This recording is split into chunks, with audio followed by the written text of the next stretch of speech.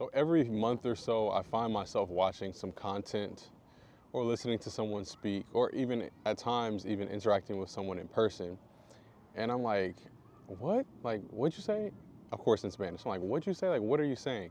I found this with a couple of people that I interacted with in a store last week that were from the Dominican Republic. And I was like, what? I couldn't understand them. It wasn't that I just struggle understanding Spanish. At this point, I understand most people, most accents.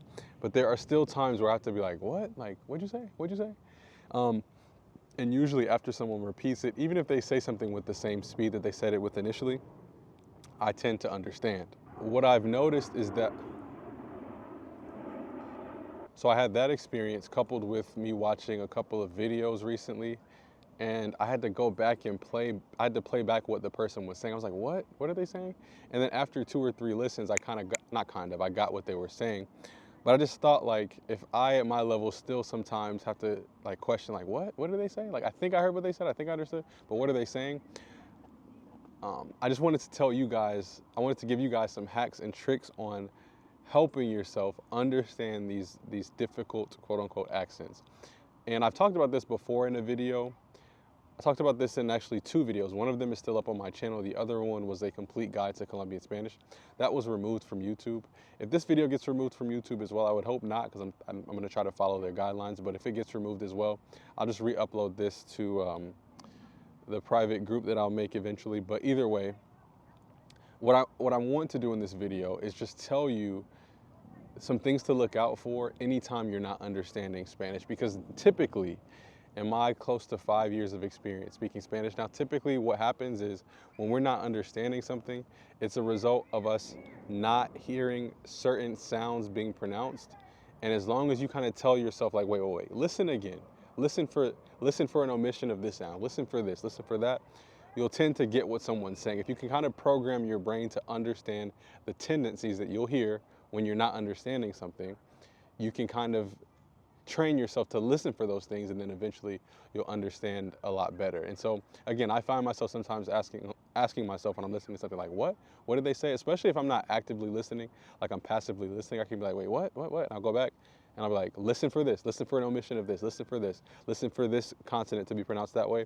And then I normally catch what they're saying. I'm like, oh, okay, he just has a very strong accent. And so I wanted to, in this video, walk you guys through instances in which you can do the same thing. So here's your challenge. I'm going to play a compilation of video clips, and I want you to try your best to understand what all of the people in the videos are saying after the first listen. So try not to go back and play these things again. Just watch the compilation of the videos, listen, try to understand, and self-evaluate at the end of this compilation of clips. Evaluate yourself and ask yourself, how many of the videos did you understand? What percentage of all of the videos, of all of the compilation did you understand?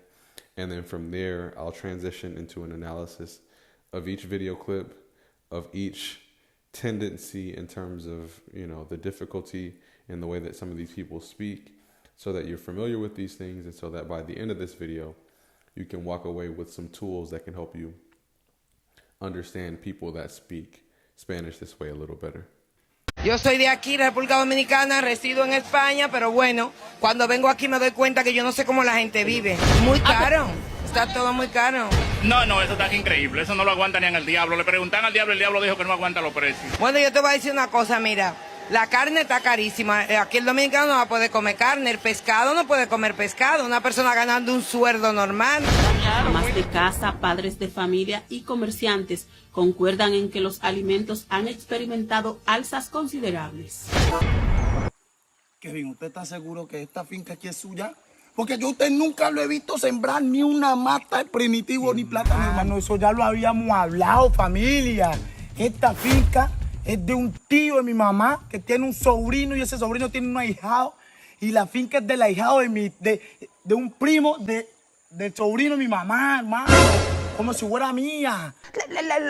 Los ticos me dicen, no entiendo cómo vives en Venezuela. De lo que vamos a hablar. Y te dicen que no entiende porque ¿Sabés que hay gente que está arriesgando la vida para salir de ese país? Cruzar el Darién es algo terrible, ¿sabes? Los cocodrilos, mucha gente ha perdido piernas, mucha gente, ¿sabes? Ha sufrido muchísimo para salir. Se desconocen una cantidad de derechos, lo sacan además de una manera muy violenta y sobre todo con un desprecio muy fuerte hacia la gente. Ahora otra cosa, ya el campesino prácticamente le da, a pesar de uno ser trabajador, le daba pereza trabajar porque si sembraba una hectárea de tierra en yuca tenía que darles la mitad a ellos para que ellos la comieran sentados pues, en los rastrojos.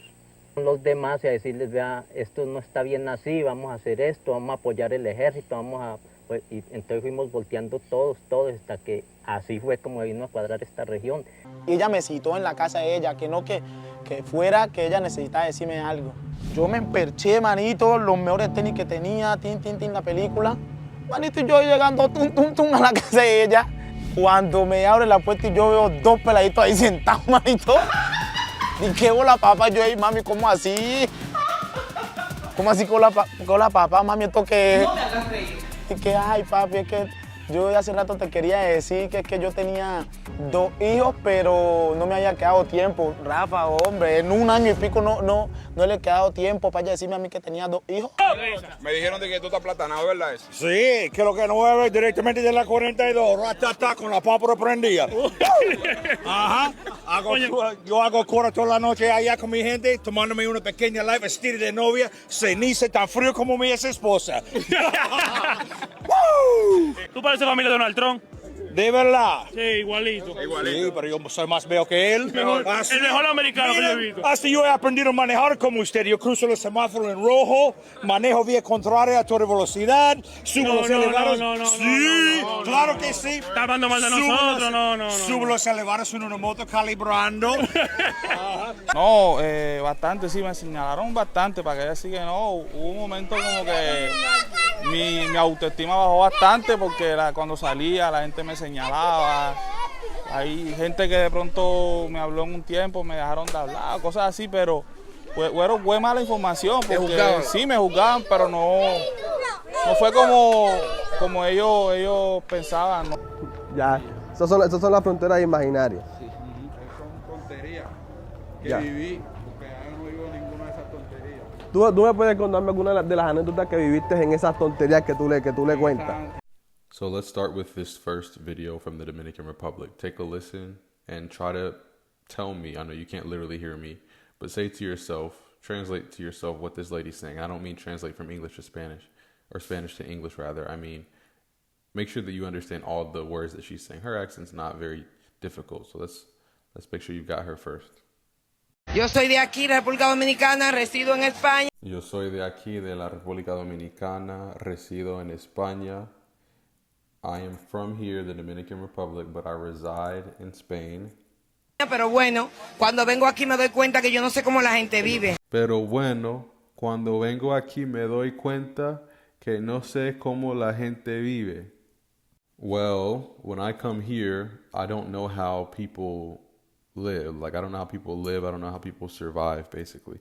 Again, her accent's not very difficult. When we get to the next gentleman, we'll start to notice some characteristics that we need to listen out for. Muy caro, está todo muy caro. No, eso está increíble. Eso no lo aguanta ni en el diablo. Le preguntan al diablo, el diablo dijo que no aguanta los precios. So right here is where we're going to see one of our first quote-unquote problem areas when it comes to us understanding Spanish. The concern here with this gentleman is speed.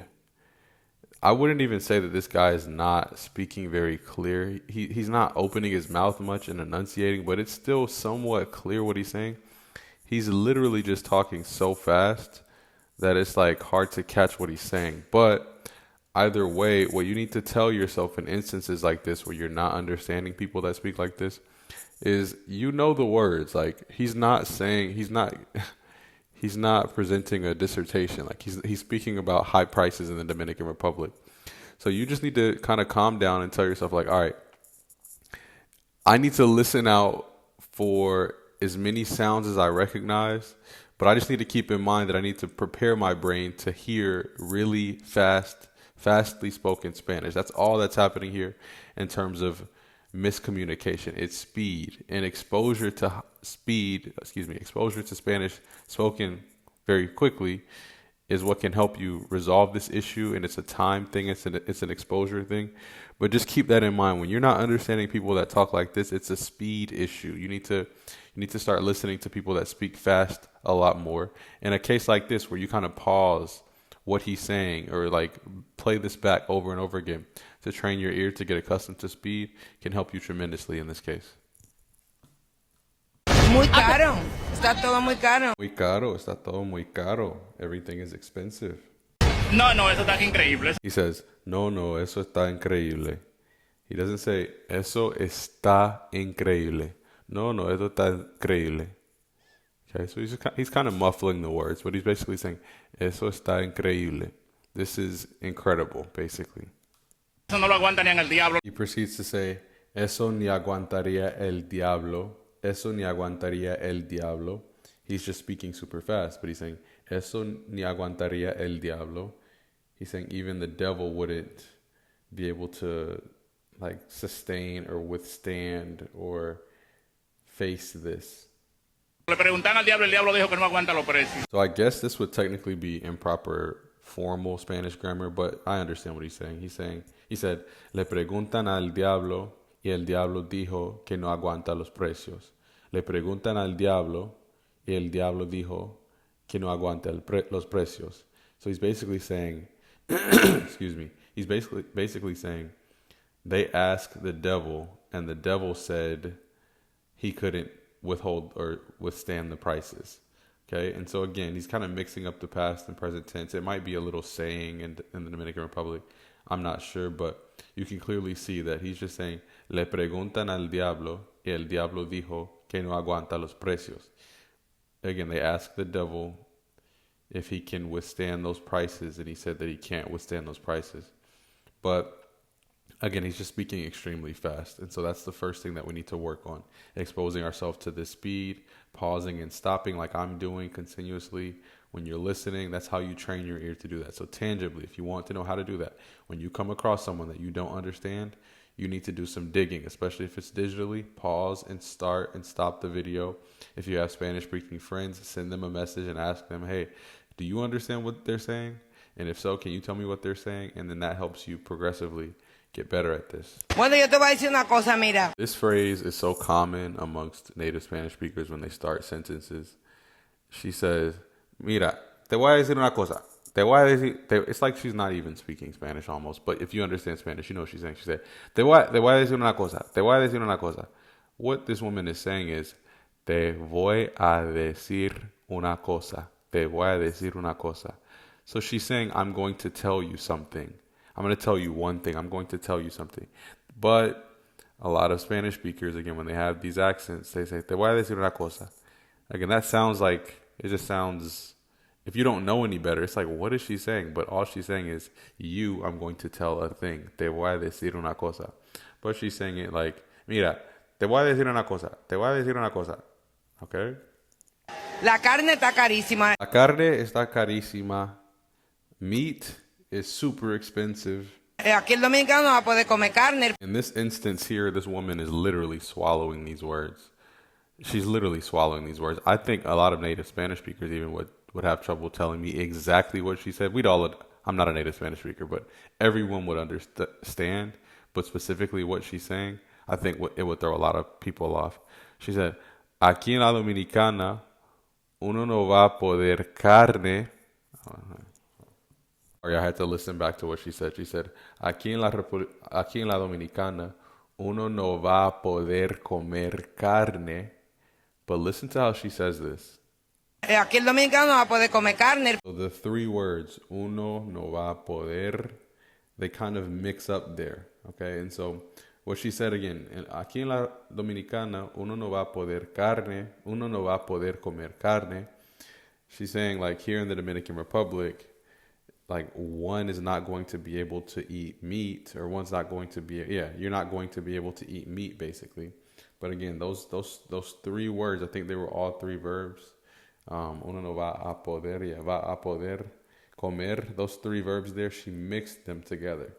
It's like they're almost leaning, if that makes any sense. It's like they're like a stack of dominoes falling over onto each other, or a stack of cards falling over onto each other as she's pronouncing those slurred words almost. So again, that's another thing to look out for in a lot of countries. A lot of verbs sometimes, if they're back to back, not just verbs, words in general get clumped together with certain speakers. And so again, you have to train your ear to listen out for that. And what does that involve? Watching a video like this, hearing how this lady said this, and then the next time you don't understand something, you listen out to think like, you ask yourself like, wait, is this lady mixing words? Because she can't be talking about anything crazy. She's talking about the price of meat in markets. So let me listen and see if I'm hearing any mixed up words, if this word is correct, I don't know, coagulated words, like just words that are clumped up together. So that's a tip here. Aquí el dominicano no va a poder comer carne, el pescado no puede comer pescado, una persona ganando un sueldo normal. Una persona ganando un sueldo normal.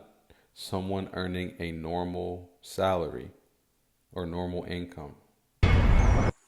Kevin, ¿usted está seguro que esta finca aquí es suya? Kevin, ¿usted está seguro que esta finca aquí es suya? Kevin, are you sure that this farm here is yours? Porque yo usted nunca lo he visto sembrar ni una mata. I'm sure you guys have heard this countless times, but here's an instance in which we need to pay close attention to an omission of s's, particularly when they're in the middle of sentences, in the middle of words, at the end of words. But even at times, a lot of times out here in this part of Colombia, in other regions as well, the start of words, like when words start with S, they're even omitted. And again, an omission of an S can be a blatant omission or somewhat like of a halfway pronounced S sound.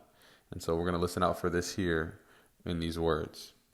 Porque yo usted nunca lo he visto sembrar ni una mata. Porque yo a usted nunca lo he visto sembrar ni una mata. Porque yo a usted nunca lo he visto sembrar ni una mata.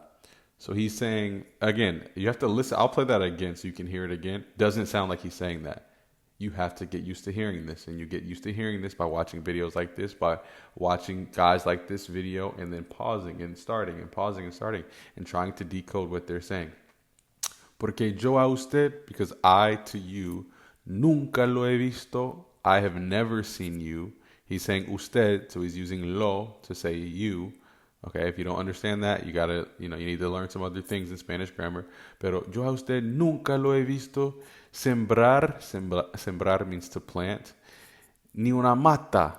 He's basically he's saying like, what are you talking? Like, this is your farm? I've never even seen you plant a bush. Una mata is a bush. He's like, you sure this is your farm? I've never even seen you plant a bush. And so again, that those sounds there we need to listen out for. I'll play that again so you can hear what I'm saying. Again, yo a usted nunca lo he visto sembrar ni una mata. I haven't even seen you plant a bush. Porque yo usted nunca lo he visto sembrar ni una mata, primitivo ni plátano, hermano. It says ni un primitivo ni plátano. And from my understanding, primitivos are like little small bananas that are grown in this part of Colombia. And then of course he said plátanos after that. Ya lo habíamos hablado, familia. Ya habíamos hablado, familia. Listen to how this young man is saying that. Ya habíamos hablado, familia. If I've been learning Spanish for 6 months, I don't know what this guy is saying. Even if I've been exposed to what he's saying, because most of you probably have. Again, he said, ni habíamos hablado, familia. Habíamos hablado, familia. What is little Kevin here saying? Habíamos hablado, familia. Ya lo habíamos hablado, familia. Ya habíamos hablado, familia. We had already spoken. We had already spoken, family. We had already spoken. Ya habíamos hablado, familia. We had already spoken, family, is what he's saying there. And again, you have to get used to that. It's like he's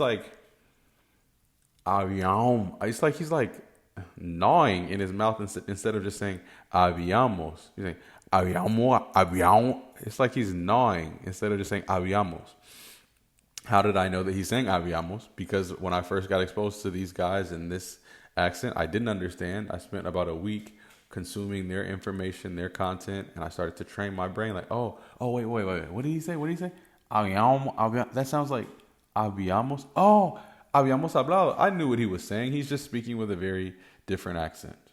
Esta finca es de un tío de mi mamá que tiene un sobrino y ese sobrino tiene un ahijado. Esta finca es de un tío de mi mamá. He says this is one of my mom's uncle's farms.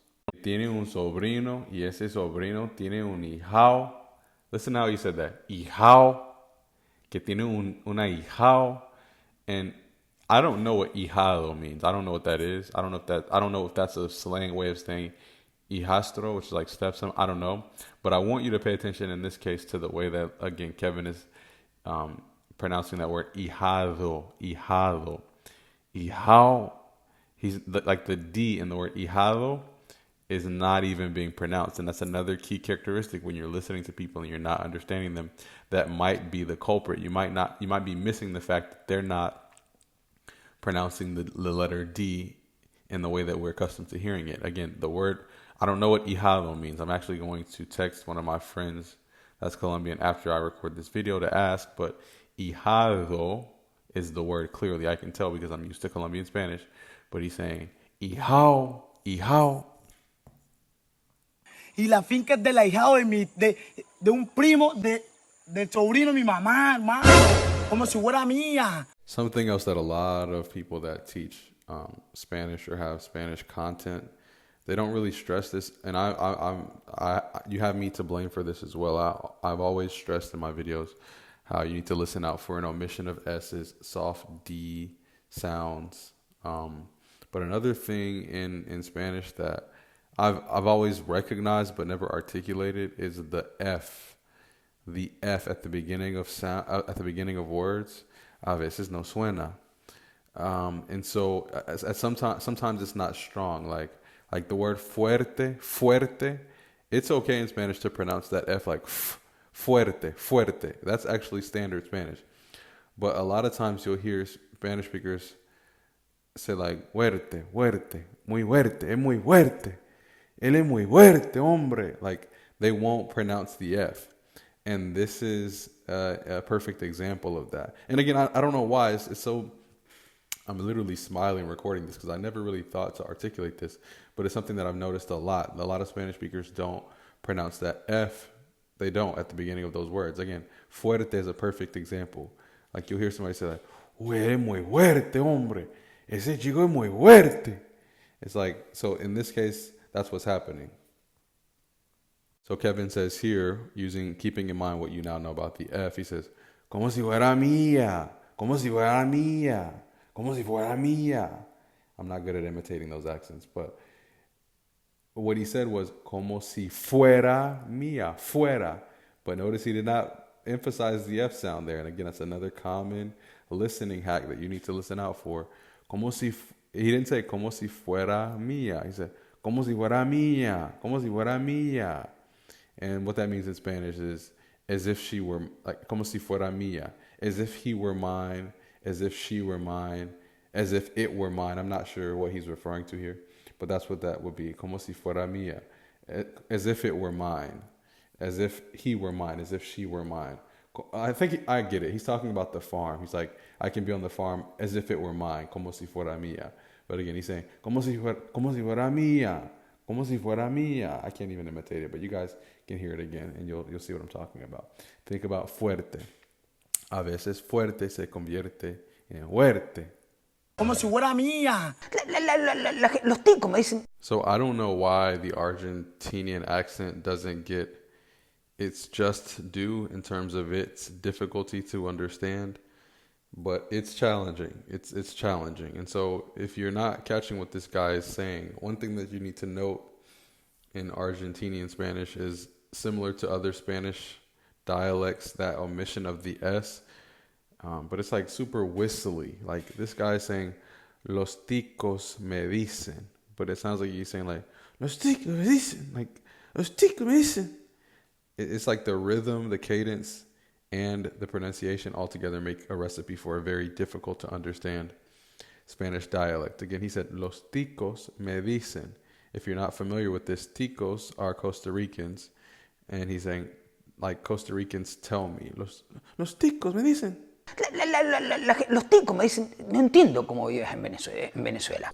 Los ticos me dicen, no entiendo cómo es que vives en Venezuela. No entiendo cómo es que vives. Like, I can't even imitate. I don't even want to try to imitate the Argentinian accent. It's going to be extremely cringy. But he said, los ticos me dicen que no entienden por qué. Let me hear it again. 1 second. No entiendo cómo vives en Venezuela. No entiendo cómo vives. But he's not saying vives. Like, vives. ¿Cómo vives? Again, you guys see what's happening here? He basically was saying that the Costa Ricans, I think this guy's children, adult children, live in Venezuela.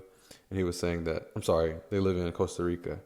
And they were, like some Costa Ricans were telling him as an Argentinian, they didn't know how he was maintaining living in Venezuela. De lo que vamos a hablar. So I don't even understand specifically if he said, de lo que vamos a hablar. Or if he said, de eso es lo que vamos a hablar. De eso es lo que vamos a hablar. I'm not even clear on this. This is a case of, like, I understand what he's saying. He's saying, that's what we're going to talk about. Or we're going to talk about this. Or of this is what we'll talk about. But I can't even make out at my level what is exactly what he's saying at the beginning. Again, the difficulty of the Argentinian accent. If I spend more time, I don't spend a lot of time consuming Argentinian concept. I do, let me not lie, I do, but it's more like academic. It's about like the political stability and instability in different parts of Latin America. And the host of that show is Argentinian, but he's speaking in a more neutral Argentine accent. So yeah, I just know, I don't know 100% what he's saying. What he's saying, this, like he's saying, that's what we're going to talk about, basically. De lo que vamos a hablar. Y te dicen que no entiende, pues. Chicos, me cuesta mucho entender a este hombre. Me cuesta bastante. No le estoy entendiendo al 100. From what I'm catching here, and again, this is a perfect example of me needing to expose myself more to Argentinian Spanish or Argentine Spanish. But what I'm hearing is, entonces ellos dicen que no entienden. Entonces ellos dicen, but he's saying it so fast. Entonces ellos dicen. I can't speak Spanish that fast, but from what I'm catching, he's saying, entonces ellos dicen. He's not saying ellos. He's just saying, entonces dicen. He's saying, so they say. Entonces dicen que no entienden, pues. Entonces dicen que no entienden, pues. So they say that they don't understand. Y te dicen que no entiende, pues. ¿Sabes que hay gente que está arriesgando la vida para salir de ese país? ¿Sabes que hay gente que está arriesgando la vida para salir de este país? Listen to the way that this argentino is using the letter S. ¿Sabe qué? ¿Sabe qué? ¿Sabe qué? You're not going to... I know some of you may be asking, like, why are there no Central American Spanish speakers here? No Mexican. Mexico is North America, but... why are there no Mexican Spanish speakers here? Because they don't sound like this. They're clear. When they speak, you know what they're going to say. ¿Sabes? It won't be, ¿sabes? It's audible, it's clear. And so, again, listen to these S's again. ¿Sabes que hay gente que está arriesgando? He's not arriesgando. No. Arriesgando. It's like whistling, bouncy, jumping from cloud to cloud mixed with Mickey Mouse, if that makes any sense. It's just tough. Hay que acostumbrarse. You have to get used to this through exposure like this on your own. And again, what he's saying is people tell him, like, you know that there are people risking their lives to get out of this country. That's basically what he said literally. And so the Costa Ricans that speak with him are saying, like, why are you living there? I'm sure this guy has found a nice part of Venezuela to enjoy his life in, so no pasa nada, todo bien, tranquilo. ¿Sabes que hay gente que está arriesgando la vida para salir de ese país? Cruzar el Darién es algo terrible. He says, cruzar el Darién es algo terrible. Cruzar el Darién es algo terrible. He basically said to cross the Darien, which is the shortened version of the Darien Gap, which is a forest basically that connects Colombia with Panama that a lot of South American immigrants and Caribbean immigrants also take to migrate from South America through Central America up to North America. So that's what he's referring to there. ¿Sabes? Los cocodrilos, mucha gente ha perdido piernas. Los cocodrilos, mucha gente ha perdido piernas. He says the crocodiles, many people have lost legs. Mucha gente, ¿sabe? Ha sufrido muchísimo para salir. He says, mucha gente, ¿sabe? ha sufrido muchísimo para salir. He basically is saying that many people, you know, have suffered a lot trying to leave or trying to get out or escape.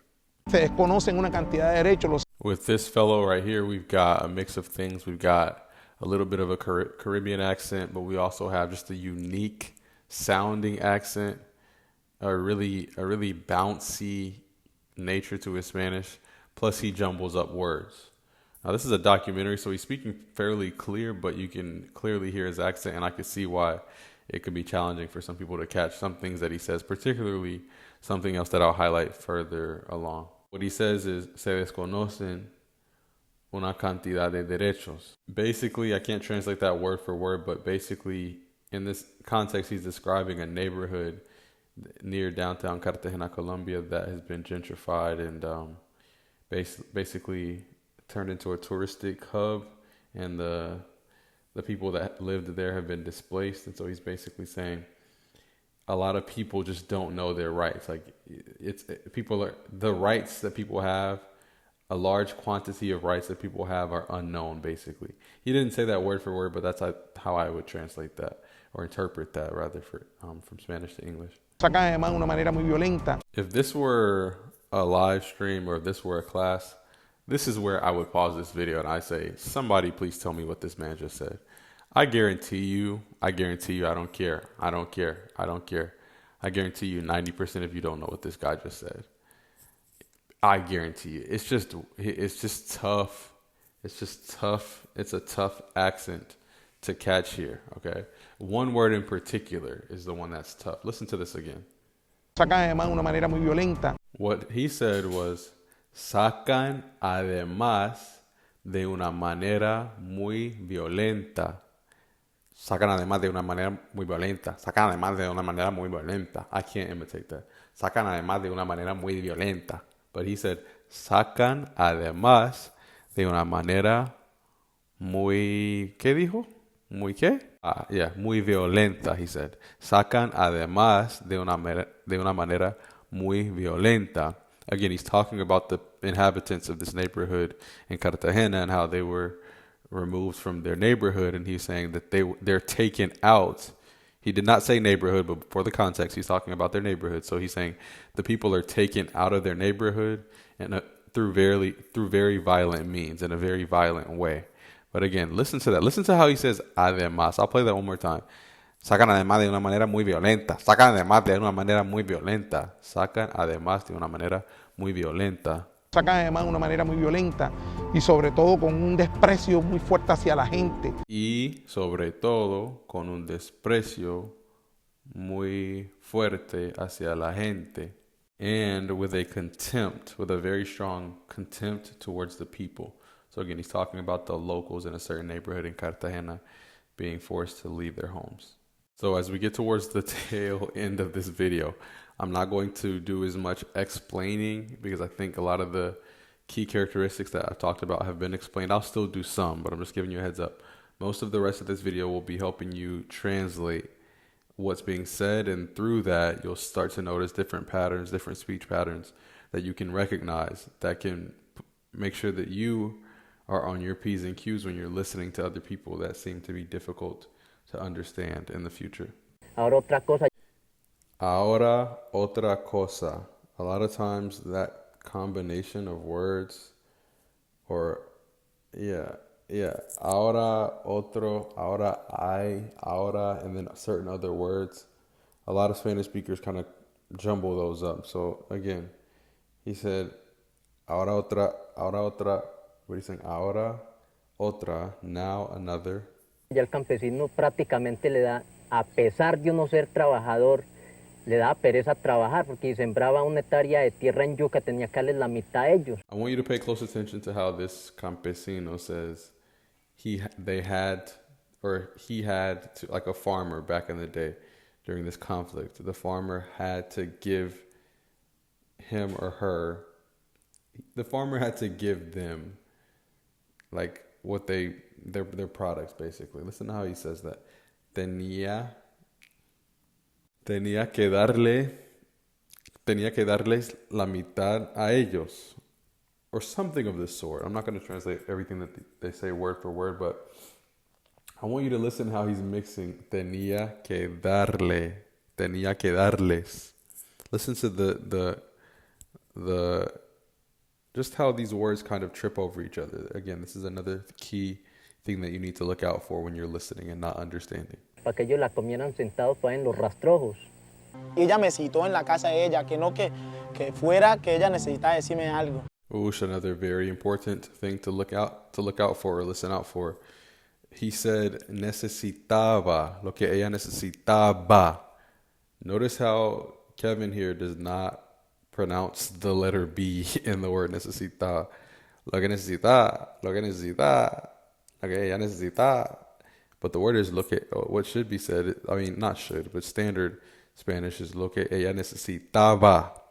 So again, listen out when you're not hearing certain things. Most of these words most of you know that necesitaba is when someone needed something in the past tense. So if you're hearing like, what is necesitada? What is necesita? He's just saying, lo que ella necesitaba. Lo que ella necesitaba. Yo me emperché, manito, los mejores tenis que tenía, tin, la película. Manito, y yo llegando tum, a la casa de ella. Cuando me abre la puerta y yo veo dos peladitos ahí sentados, manito. I'm going to go on a limb here after just now, listening to this section of the clip. I think in general, a key look for when you're struggling to understand Spanish speakers is listen out for consonants pronounced very softly. Listen out for consonants. Along with the S's and stuff that we talked about, S's are consonants, I know. But along with everything else that we talked about, think back to what I talked to you about with the letter F, starting out words and how often it's not pronounced, and I can make understanding someone difficult. Listen here. You'll notice that in a couple of words that Kevin says here. Cuando me abre la puerta, yo veo a dos peladitos ahí sentado, manito. Cuando me abre la puerta, when they open the door, when he or she opens the door for me or opens the door for me, yeah. Yo veo, but listen to how he said veo. Like, yo veo is I see.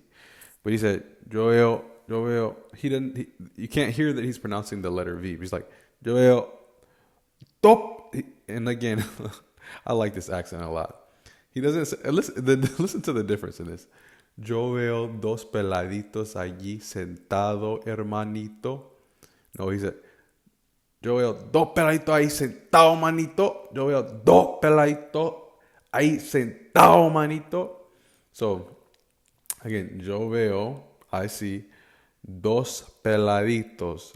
Dos obviously is two. Pelado in Colombian Spanish and in other countries as well is like little boys.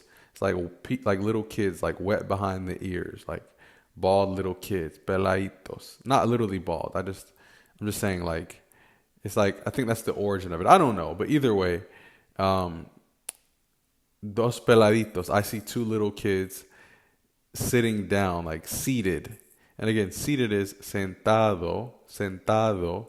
But again, the consonants being soft here would make that sentado in this guy's accent. It would turn that into sentao. I need to stop putting so much emphasis on that. But that's how they say it. Sentao. So instead of sentado, it's like the syllable at the end that's preempted by the D is non-existent. So instead of sentado, it's sentao. Cuando me abre la puerta, yo veo a dos peladitos sentados, manito. Cuando me abre la puerta y yo veo dos peladitos ahí sentados, manito. ¿Y qué hola, papá? Yo ahí, mami, ¿cómo así? ¿Cómo así con la papá, mami? ¿Esto qué es? No me hagas reír.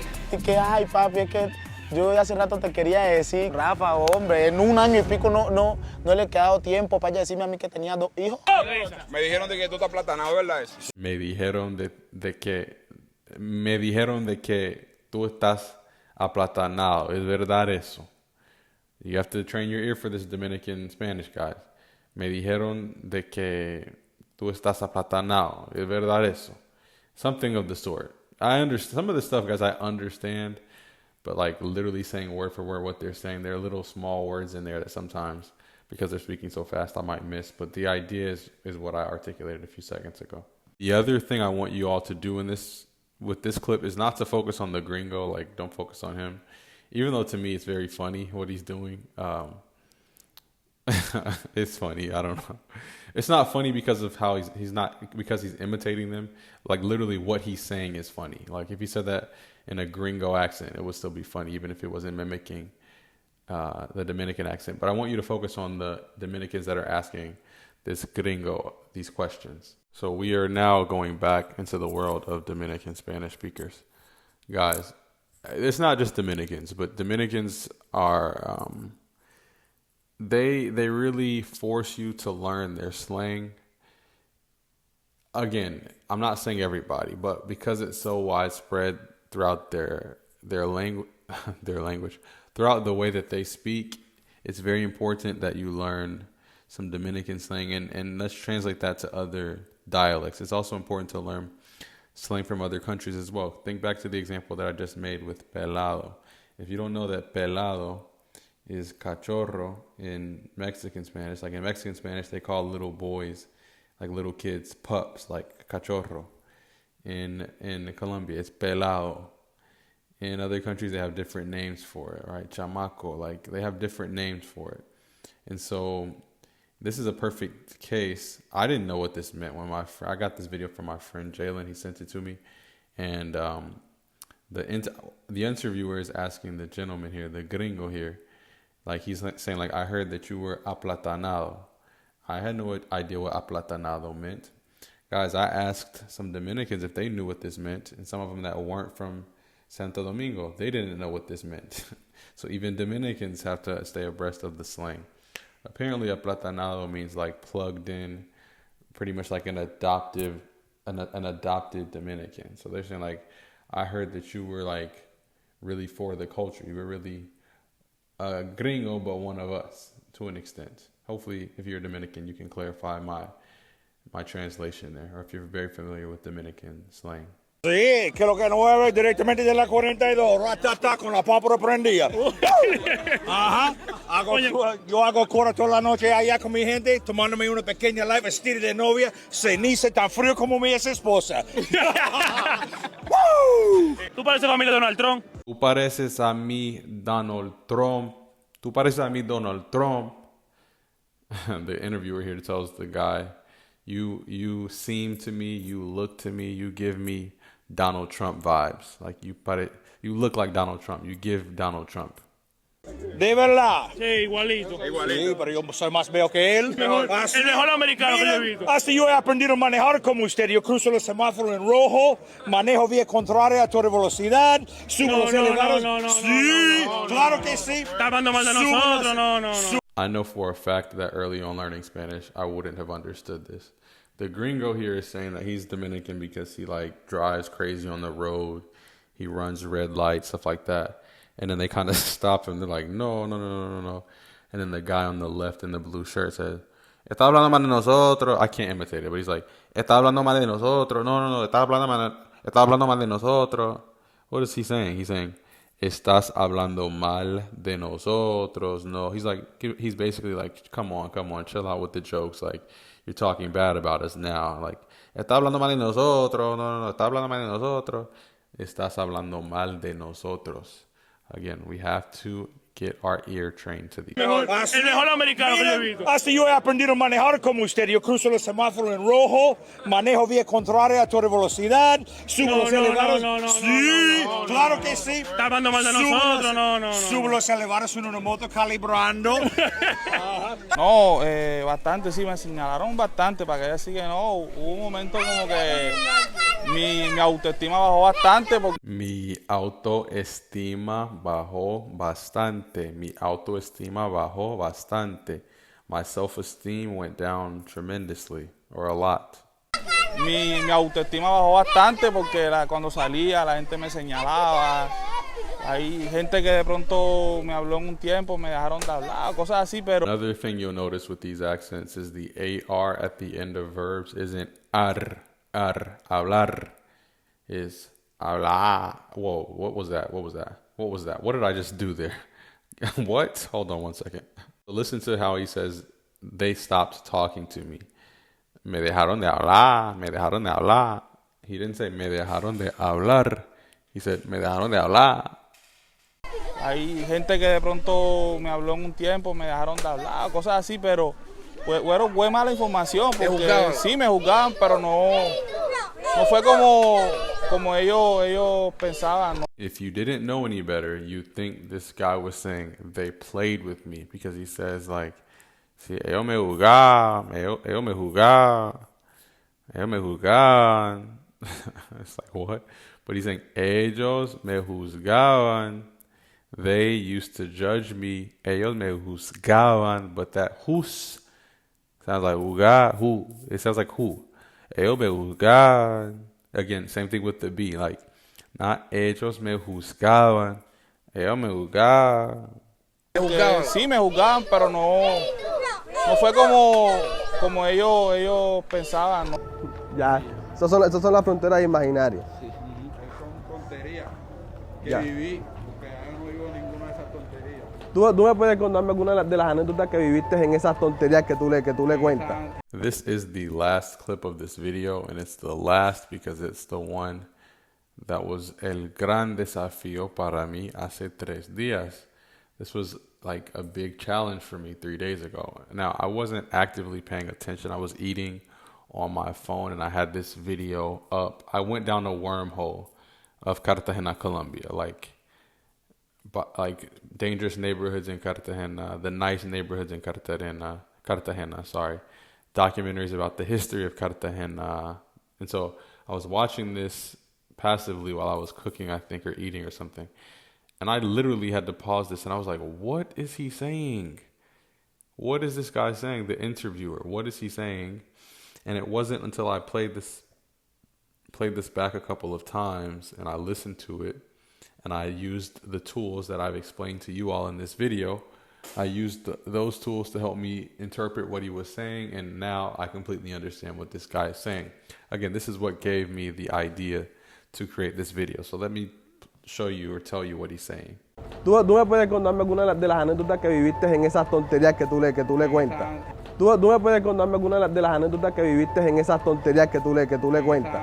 ¿Tú me puedes contarme alguna de las anécdotas que viviste en esas tonterías que tú le cuentas? Tú me puedes contarme una de las anécdotas